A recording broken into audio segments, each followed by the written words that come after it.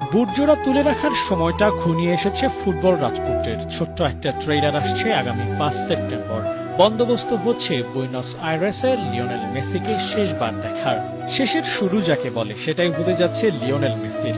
খবর রটেছে ঘরের মাঠে শেষ ম্যাচ খেলতে ভেনেজুয়েলার বিপক্ষে মাঠে নামতে যাচ্ছেন লিওনেল মেসি। বিশ্বকাপ বাছাই পর্বের ওই ম্যাচটাই আর্জেন্টিনার জার্সিতে, আর্জেন্টিনার মাটিতে শেষ ম্যাচ। এরপর আর কখনোই নাকি নিজ দেশে খেলবেন না। তবে কি মেসি অবসর নিচ্ছেন? উত্তরে আছে বেশ যদি, কিন্তু মেসির বয়স, আর্জেন্টিনার ভবিষ্যৎ আর সাম্প্রতিক সময়ের গুঞ্জন এক করলে 2026 বিশ্বকাপটাই মেসির শেষ আসর। এমনকি বিশ্বকাপের কোনো এক ম্যাচেই নিজের শেষের ঘোষণা দিতে পারেন এলেন।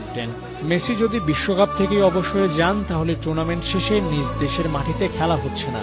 আর যদি 2026 বিশ্বকাপ থেকে অবসরে নাও যান, তাহলেও জাতীয় দলের জার্সি গায়ে দেশের মাটিতে খেলার সম্ভাবনা কম। কারণ আর্জেন্টিনার ঘরের মাঠে নেক্সট কবে খেলা করাবে তার কোনো হদিস নাই। তাই ঘরের মাঠে খেলে অবসর নেয়ার সম্ভাবনা বেঁচে নাই বললেও চলে। তবে প্রশ্ন জাগে, অবসর নেয়ার কেন এত তাড়া? হোম ভেন্যু থেকে অবসর নেয়ার স্বার্থ সব ফুটবলারদেরই থাকে। দুনিয়ার সেরা যিনি তার কেন নেই? নাকি নিজেকে সবার থেকে আলাদা করতেই বিশ্বকাপের কোনো ম্যাচকে টার্গেট করছেন লিওনেল মেসি?